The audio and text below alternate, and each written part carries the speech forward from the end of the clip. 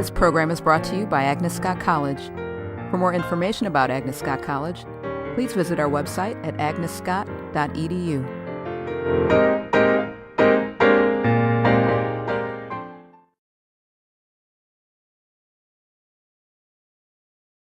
I'd like to thank you all so much for coming to my talk today. I'm very excited to tell you about my research.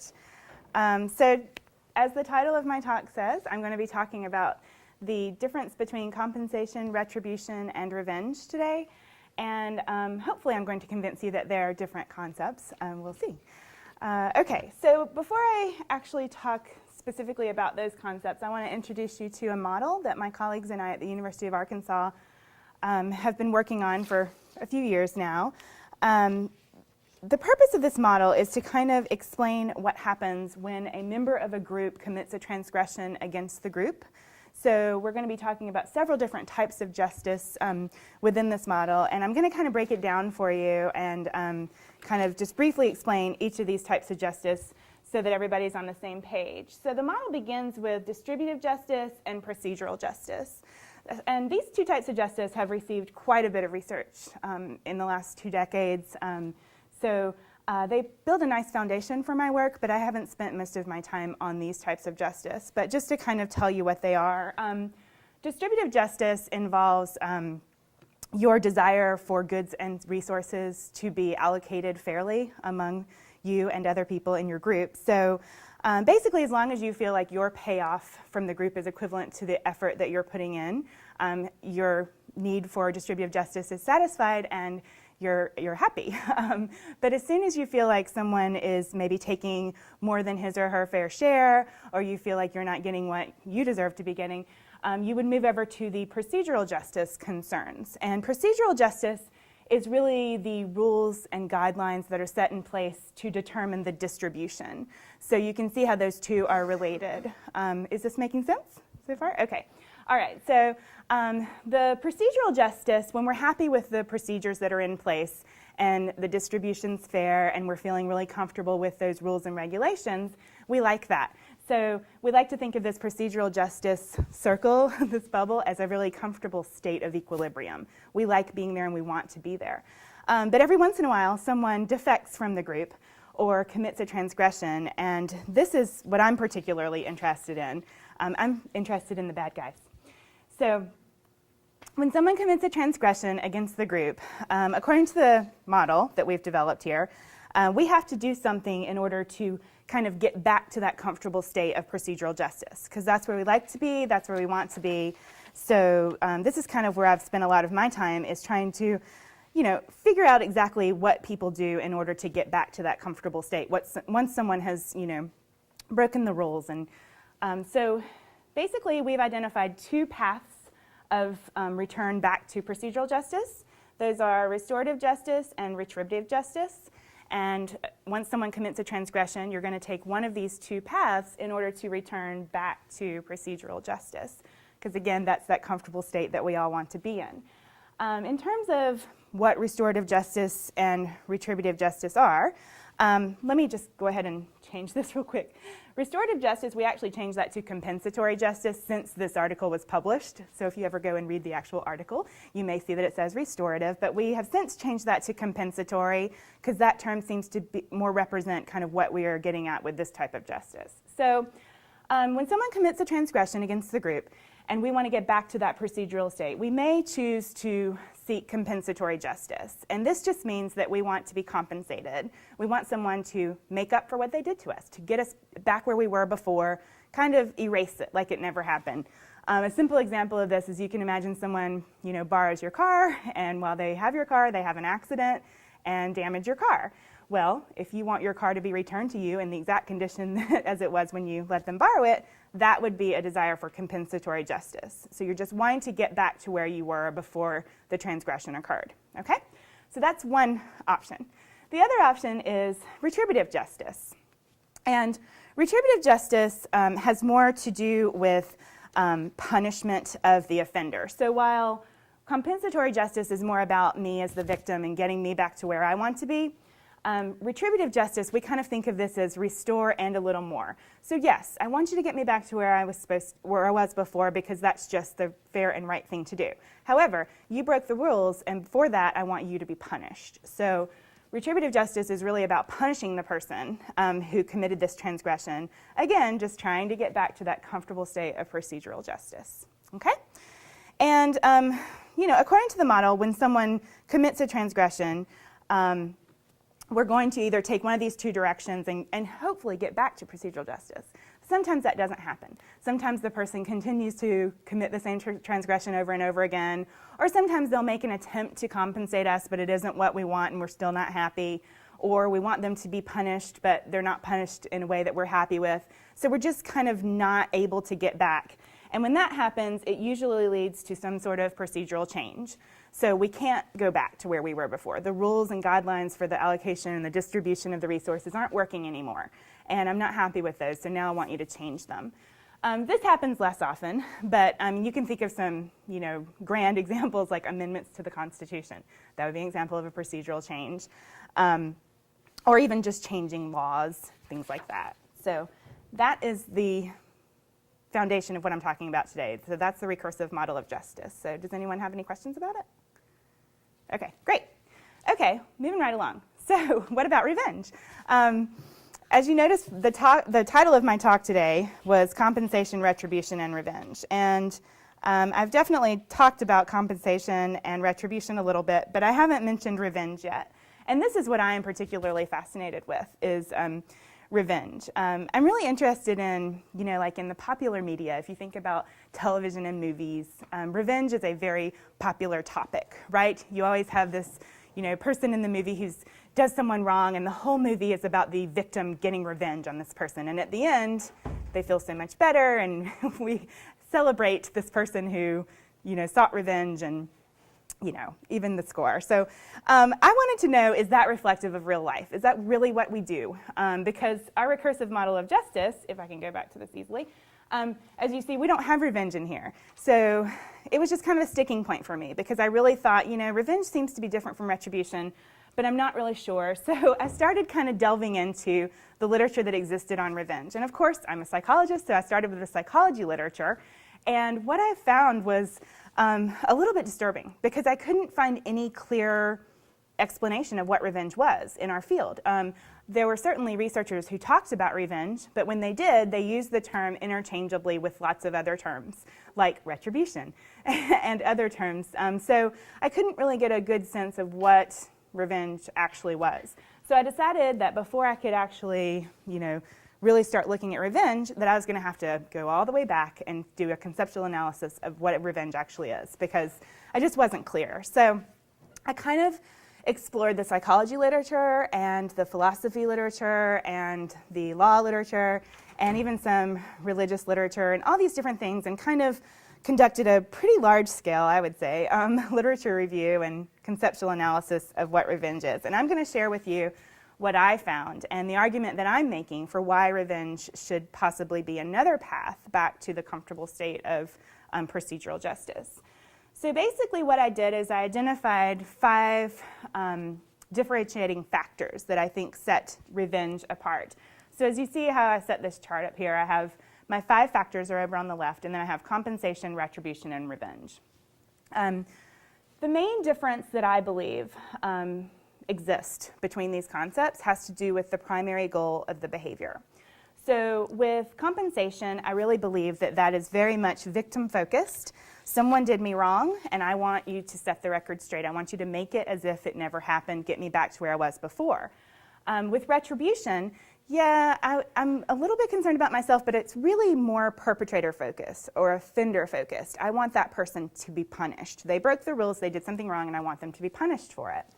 Whereas revenge, from what I've gathered from all of the information, is that it's kind of twofold, and it's kind of focused on both the victim and on the offender. And the idea is that the victim believes that by making the offender suffer, it is actually going to make me feel better. It's going to relieve my negative affect, my negative feelings of, being unhappy and uncomfortable and angry and, you name it, with the negative emotions that can be associated with revenge. So when someone engages in an act of revenge, they're actually seeking to make themselves feel better by making that other person suffer.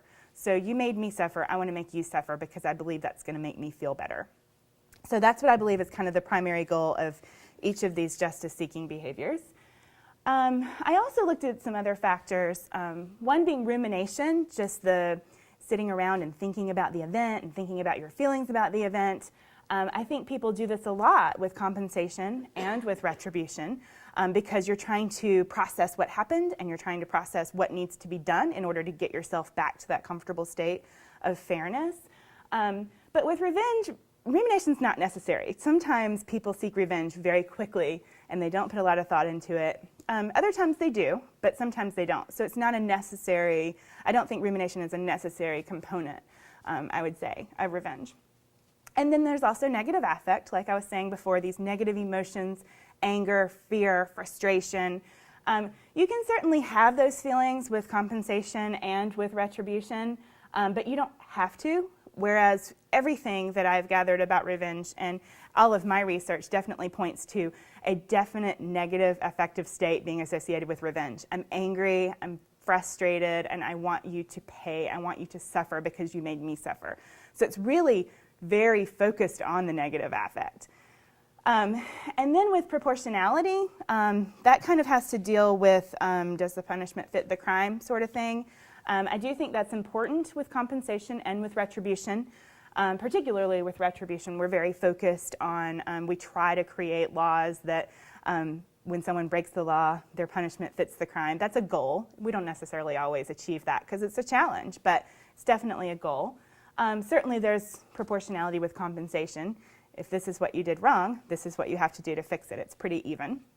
But with revenge, what I find is when people seek revenge, it's not proportional. It's always more extreme. So I'm always wanting to one-up that person who harmed me. So yes, you did this to harm me, and it made me, very upset and very angry. So I have to do something worse to you so I can make you even more upset and more angry.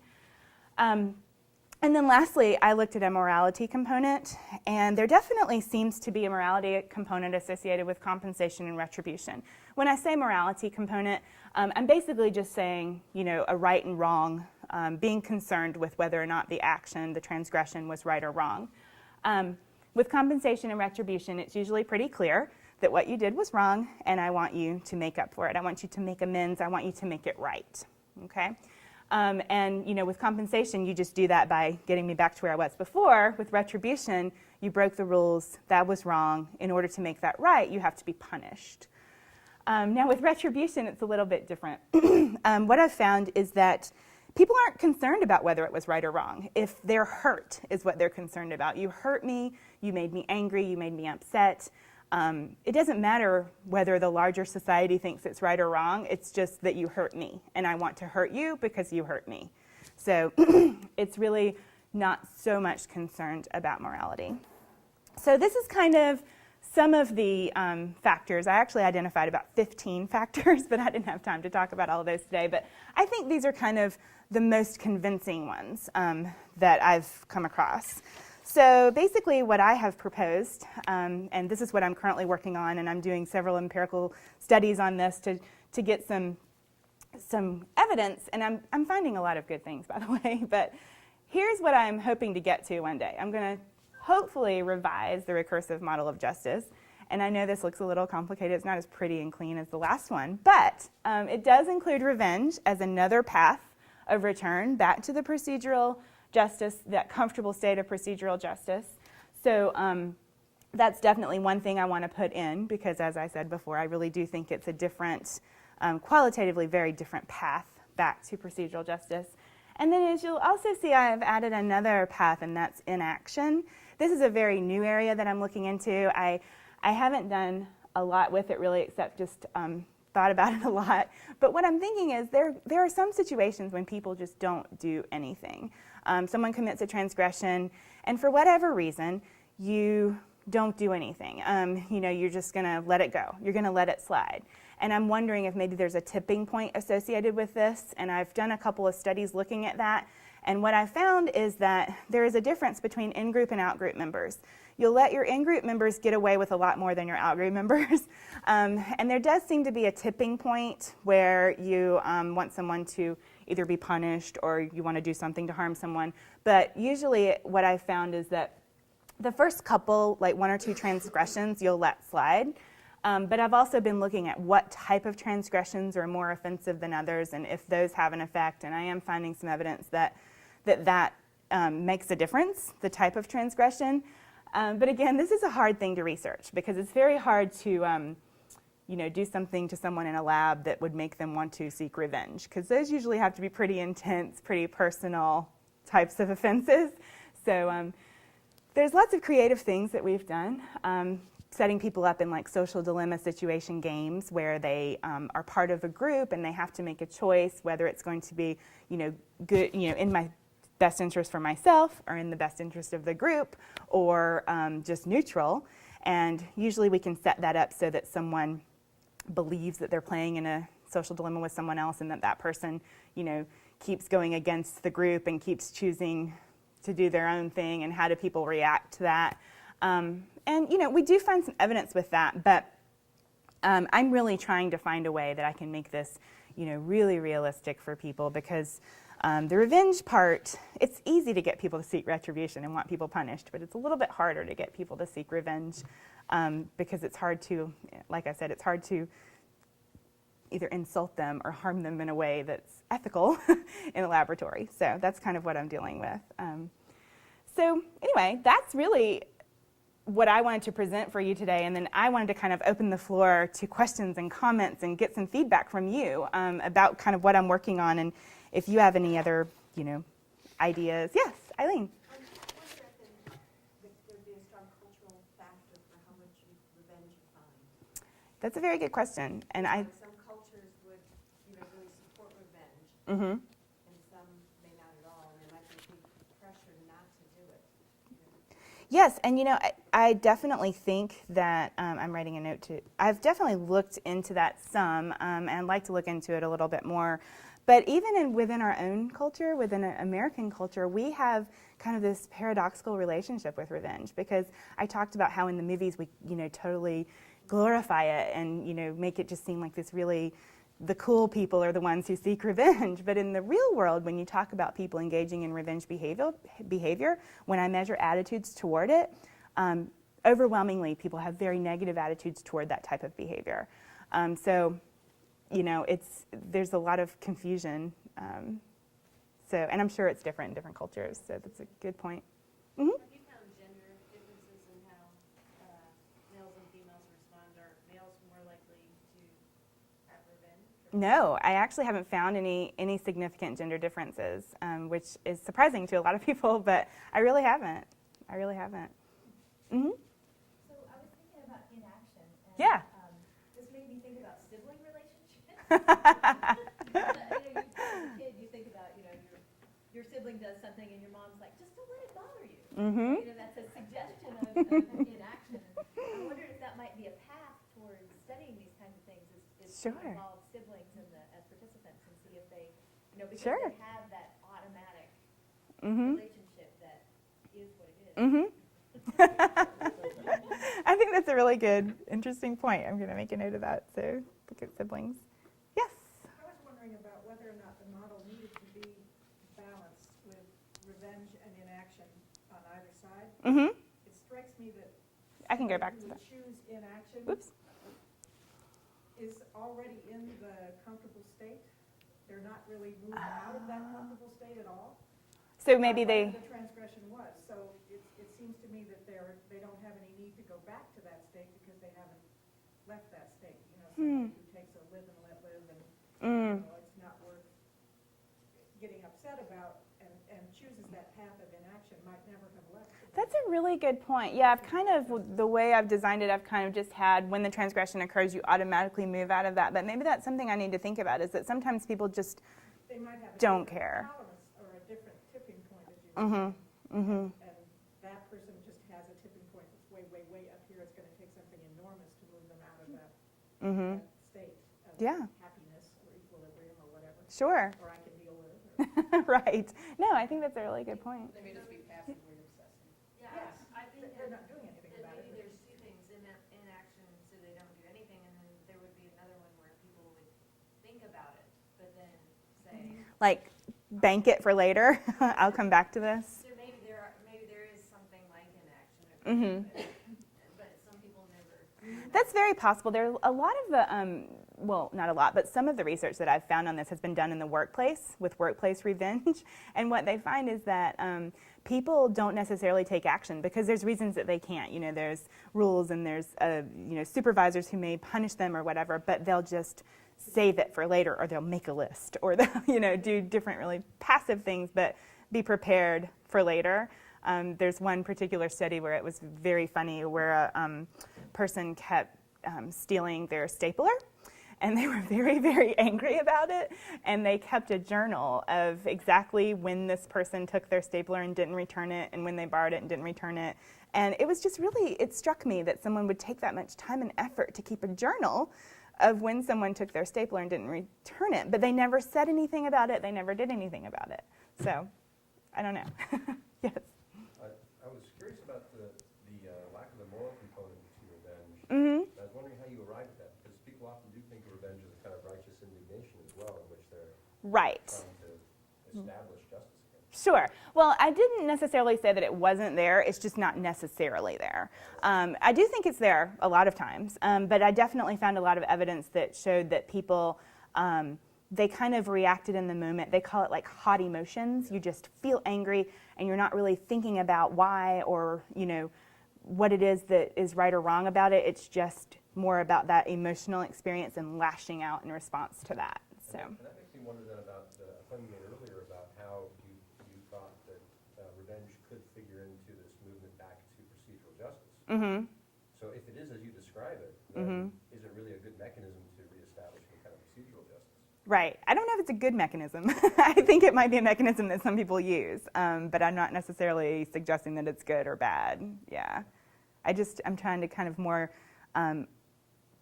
identify patterns of behavior, what people do, not necessarily whether it's a healthy way to resolve that feeling. There's a very old story in the Oresteia about the cycle of violence. Mm-hmm. It's a story that's retold in lots of different ways, that if we rely on revenge to try to address these issues, Mm-hmm. this kind of cycle back. Absolutely. Yes, I definitely have talked about the cycle of revenge a lot in some of my articles. So yeah, definitely. Mm-hmm.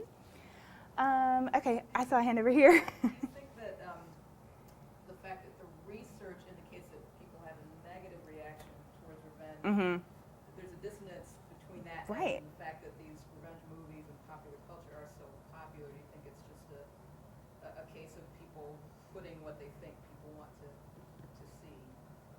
I'm not sure. I'm not sure if that's the case or not, possibly. But I'm also a social psychologist, and I very much believe that our beliefs are not necessarily reflective of our behavior.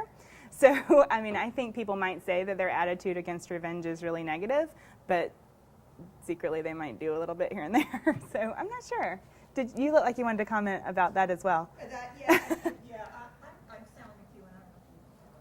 We haven't. Nice to meet you. I teach classics. Okay. So you may say, why is she here? Well, because what I really am interested is in heroes. Oh, Heroes are okay. all about revenge. Yeah. Yeah, and there's a lot of work done on the morality of revenge Mhm. and great tragedy and Mhm. literature, which I could go on and on about. How, not oddly enough, but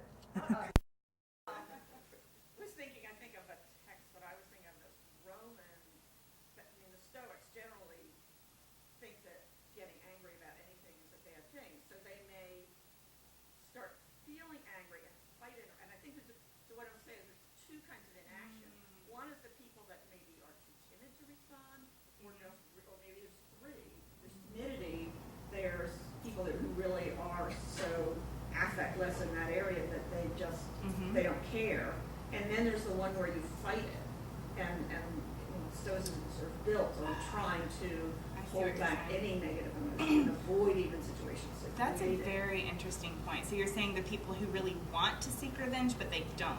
But it's Right. like an active they're working to suppress it. Right, very, That's very interesting. hard. And then as far as the movie thing, because that's what my book was comparing modern superheroes and ancient heroes and on various values that they reflect, because I think heroes reflect their social values rather than being some other construct. And one thing that I noticed looking at movies is that 10 or 15 years ago, there's usually a crisis in the hero, whether he's going to seek revenge or seek retribution.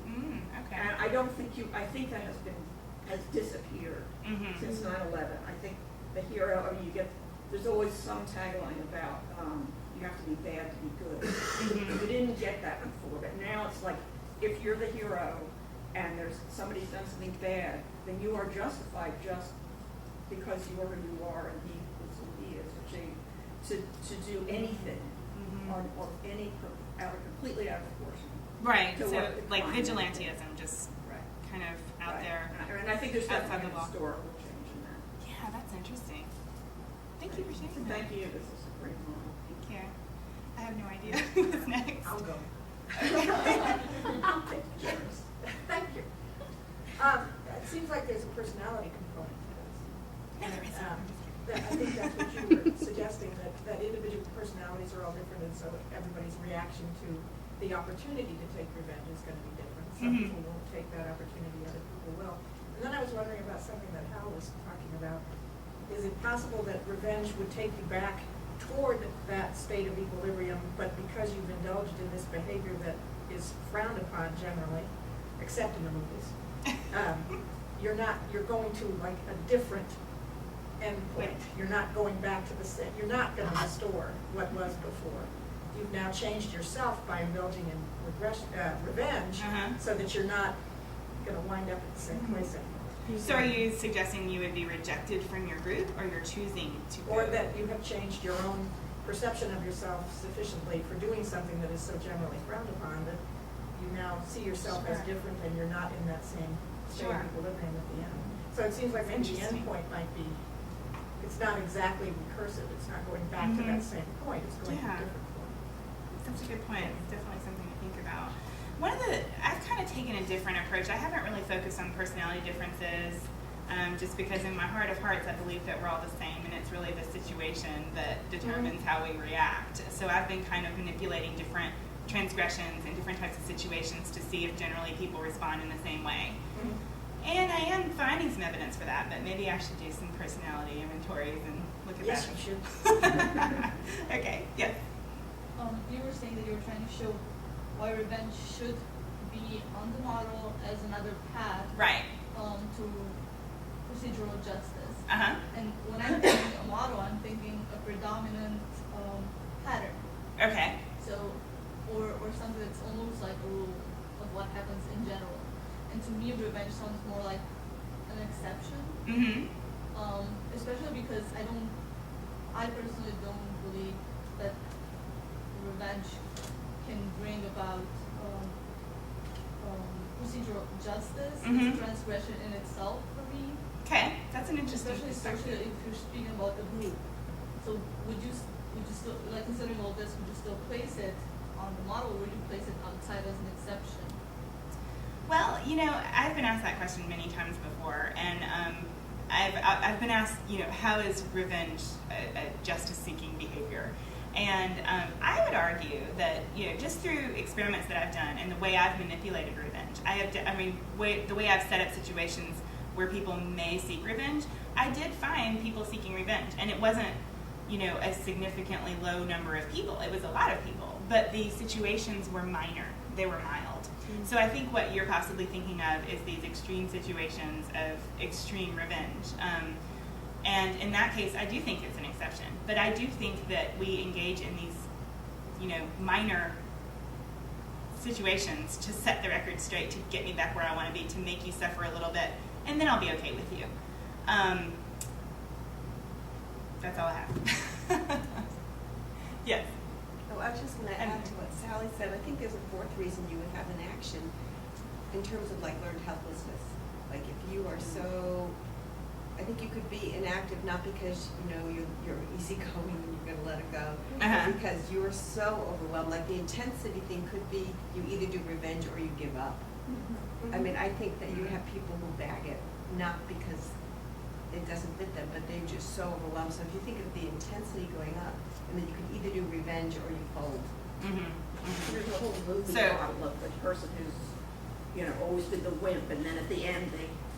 Sure. Frank, Yeah. So Eileen, are you suggesting this is like a continuum with doing nothing and revenge? And Like, you doing know, nothing and how revenge bad together? was a transgression? Did you kill my child? I mean, you know, what did Right. you do? And where would you tip me, and where would be you killed my whole family and all my neighbors and I give up? Mm-hmm. I mean, So I'm just interested with the catharsis hypothesis where you can either do something as revenge to get back at somebody, or you can daydream about it. Right. So like you're really angry at somebody and you're like fantasizing that you just, you know, destroyed their entire house. So I'm just curious, I think some people could relieve themselves of those feelings by just doing it that way. They do, and actually, it's more healthy to do it that way. What we find is that people who fantasize about revenge, that's usually enough for them. It satisfies the need, and they can move on. But whereas other people, if they actually follow through with a revenge behavior, you know, I mentioned that I think that the primary goal of revenge is to make the other person suffer so that it makes you feel better. That's just what you think is going to happen. What I've found time and time again is that you actually feel worse. So it's very similar to, you know, catharsis theory is not right. You know, Right. It's not correct. It actually, you know, Increases. it's specifically related to aggression, and it says that if you're feeling angry and you want to express aggression, if you get it all out, you'll feel better. But what we actually find is if you get it all out, you just feel more aggressive and more angry. And the same thing goes with revenge. So it doesn't really help, but I believe that's what people think and believe when they're engaging in the behavior. So something that I was thinking about when you were talking about your methodology was some of the literature that's come out of neuroscience lately that has basically said that in this kind of 18 to 22-year-old cohort, which is the subject of so many psychological studies, Sure. that their ethical development is still not complete, and that they have risk-taking behaviors and morality Sure. behaviors that are not truly indicative of That's true. an actual adult. Mhm. And then this is also kind of riffing off of Amy's question, which is, would you predict, and how would you predict that this sort of model would change throughout development? Because I think revenge happens a lot more when you're kids, right? And then somehow it becomes, it's a fluid thing, and maybe it's an intermediate stage in college kids that is more crystallized as an adult. Do you have anything? I think that's really interesting, and I haven't really spent a lot of time thinking about it, but it's a really good point. And I think I need to spend some time thinking about it. Because I think you're right. I mean, I think we definitely have a lot of evidence that shows that the morality component is very underdeveloped at that age, and that is a lot of the ages of our participants. So, sure. At what age do you stop looking to the movies for clues about how to behave? Phil? Probably. My question's a little bit like Eileen's, so I'm looking at your model and thinking, would it apply beyond the human species? For example, social organization, say despotic versus egalitarian societies, different species. Do you think your model could in some way fit along with or distinguish? I'm not sure. I'm really not sure. I haven't read enough of the literature about the other groups to know. What do you think? You do research with non-human animals. Well, you know, there's, sure, why not? I mean, we know that there's a lot of issues, you know, you get some very distinct responding on, say, equity inversion kinds of tasks. So, but I'm sitting here thinking, you know, would a chimp ever go out and engage in revenge? I mean, which is an interesting, I mean, just psychologically, it's a very interesting concept. It is.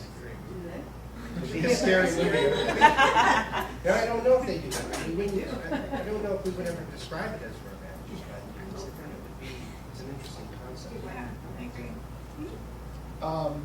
Your original distinction between retribution and revenge, I'm just curious if we can revisit it for a second. Sure.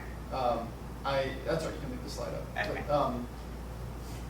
But, you know, there are certain, I suppose, the notion of an eye for an eye. I mean, it seems to me that there's a bit of a gray area there, because that suggests that, you want to get back at that person, you're taking revenge, but there are some cases in which it gets codified. And then it maybe becomes closer to retribution. Right. But it seems to me that there may also be sort of a continuum between retribution and revenge. There are those things that are more codified. If somebody in your family, and there are cultures where this exists, and somebody in your family gets killed, then sort of you have the right to go out and kill a member of their family. And it seems to me that that's at the same time vengeful and punishment. But the other thing there is that if it's an eye for an eye, even if that's considered sort of vengeful, it's still proportional, right? And you're in your category of revenge there, it says it's not proportional. And I'm just wondering whether there's a little bit more gray area there, either cross-culturally or in terms of whether things are codified or not codified, or how codified they are. Absolutely.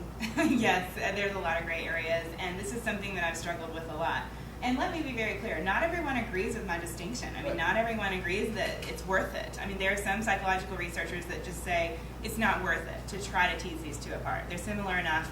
Let's just focus on the underlying psychological mechanisms.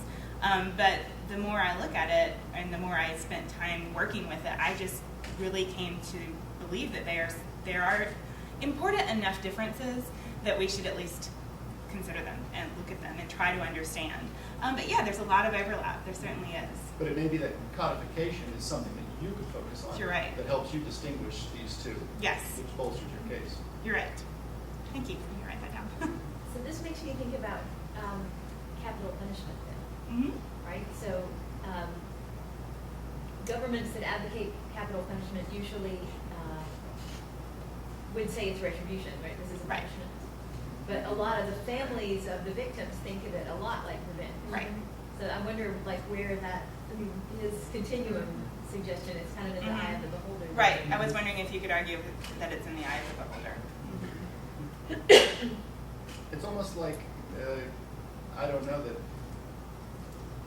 governments or bureaucracies or whatever have sort of co-opted revenge and made it something of their own to sort of prevent vigilante justice, but you have to satisfy the people in some ways. So, so I think that maybe there is a connection between retribution and revenge, even if I'm going to admit that there is a distinction.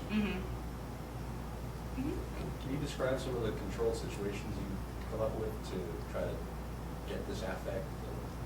Yes. Observe it? Well, a lot of times we do what I mentioned before, where we set someone up in a social dilemma, where and that can be any kind of game that you put people in, where there is a reward at the end. It could be a monetary reward or any other, gift certificates, anything that's really appealing at the time. And then you put them in a situation, and when you put someone in a social dilemma, you give them basically an information sheet that says, okay, if you choose to cooperate in this way, this will be your payoff. If you choose to defect, this will be your payoff. If your partner chooses to cooperate and you both cooperate, you'll get this. And the reward is greatest when both people cooperate. And you just have them do this trial after trial. They're making these decisions, making these choices, and to see who walks away with whatever in the end. That's one of the ways we do it in a social dilemma situation.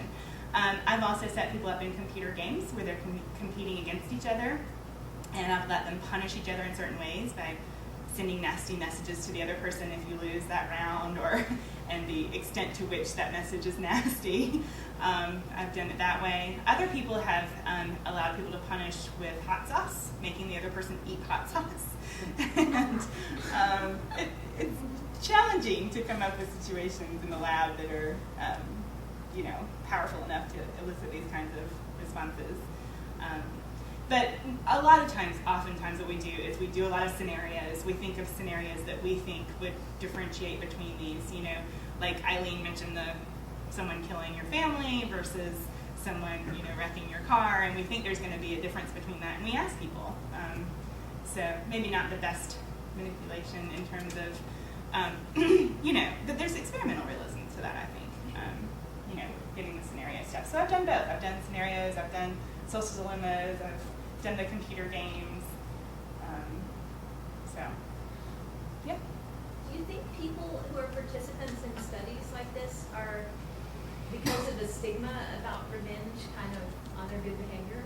Absolutely, it's always a concern. Yes, it's always a concern. I mean, we know that people want to present themselves, and we all want to present ourselves as better than we actually are, and we always want to appear good. No one wants to appear bad. So we always take that into consideration, and that's always part of our debriefing process, is explaining kind of what we're doing and asking people, if they felt like they were not being truthful. And I mean, you just get at it the best way you can. Yeah. The other problem in the lab is the difference between hot and cold. I mean, if revenge is hot and retribution is cold, you're never going to be able to do revenge in a laboratory. Sure. You're never going to be able to create the desire for that. But you could perhaps wait for it to happen in the real world and then rush to the scene of the disaster and interview the survivors and see what happens.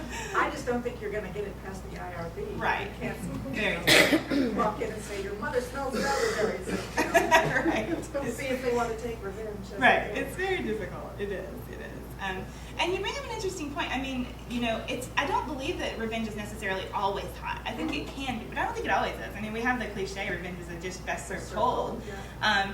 But I think that's sometimes true, but sometimes not. Sometimes people like to think about it and plot it, and sometimes they never even follow through with it because, as you suggested, just the thinking about it, plotting it, fantasizing about it is enough, and then they let it go. So maybe there are more individual differences than I would like to admit. Yes. I think one nice thing about these acting talks is that you see what a different discipline thinks about Yeah, something your own I discipline agree. does, like philosophy or classics, or in my case, economics. So what law and economics would say about this, and what I'd like to hear your reaction to, is that the difference between retribution and revenge, in part, is that retribution is to deter the offender, right? Whereas revenge is not so much about deterrence, but it's idiosyncratic to the victim, and it means you want to pick your victim incredibly carefully if you're thinking about doing a transgression. Because some victims are going to enact great revenge, which would deter you, whereas some wouldn't. You wouldn't be deterred. You bring up great points, and I wanted to address both of them. So I was trying to remember everything I wanted to tell you when you were talking. Okay, so the first thing you said about retribution involving The goal is to deter the deter, yeah, okay. Yes, absolutely. We definitely find evidence that sometimes the goal is to deter, but there's also a just desserts goal, which is just, you just deserve to be punished, and I simply just want you to be punished because you deserve to be punished. So we find that people punish for either of those reasons. So we don't find that they always punish for deterrence. Sometimes they do, but sometimes it's a just desserts type of thing. You just deserve to be punished. So we've kind of distinguished between those two. And then as far as picking your victim for revenge, people have done some research looking at, can you get the same satisfaction exacting revenge on someone like related to that person or someone who's kind of close to that person, and what they find is that it doesn't work. It has to be that actual person, the actual perpetrator or the actual offender. It doesn't do anything to go through someone else. But again, it doesn't make you feel good to seek revenge anyway, so probably not the best thing to do anyway. But I was thinking about child rearing. If your child does something wrong, and how you can still look at parenting to see the kinds of reactions people have. If your child does something wrong, do you punish your child, or do you say, oh, you made a mistake, let's talk about it? Or like the sibling thing that Amy mentioned, your sibling does something and the parent says, if they're your sibling, they made a mistake, it's okay. We let people make mistakes. Or the parent punishes the sibling. And then how people form scripts about what should happen when somebody does something wrong.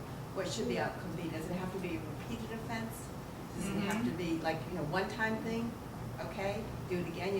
What's that saying? Whatever. You're doing it multiple times, so then it becomes more of a, I could get revenge because you're not listening to me, you're not responding to my limits, versus it's a very extreme offense. But I think you could study how the students or anyone were raised in terms of their parental attitudes towards errors against us. Not just errors, but something where we get hurt. Okay, so the way they learn to respond through... what was their script that they had growing up, either maybe through religious, but through parenting, their neighborhood, their culture. Sure. One other field to get at what it was sort of like streets of Athens, people have been comparing what is talked about with what goes on in pre-industrial Mediterranean, thinking that sort of hasn't got the stove overlay. And one of the things that happens apparently is that, talking about the age thing, that if your family needs to get revenge on somebody, that the younger person will do it, even if they offended one of the older ones, because they're expected to do it, and it's expected that they'll go to jail, or the sort of patriarch shouldn't have to go to jail. It's the role, actually, of the younger males in the family to work out the revenge roles of tasks of the family. That is very interesting, and maybe that's because it's easier because they haven't developed all the Exactly. Yeah. higher level. It's almost a way of channeling. Right. That's interesting. Okay, well, we've come to the end of our hour, so let's join me in thanking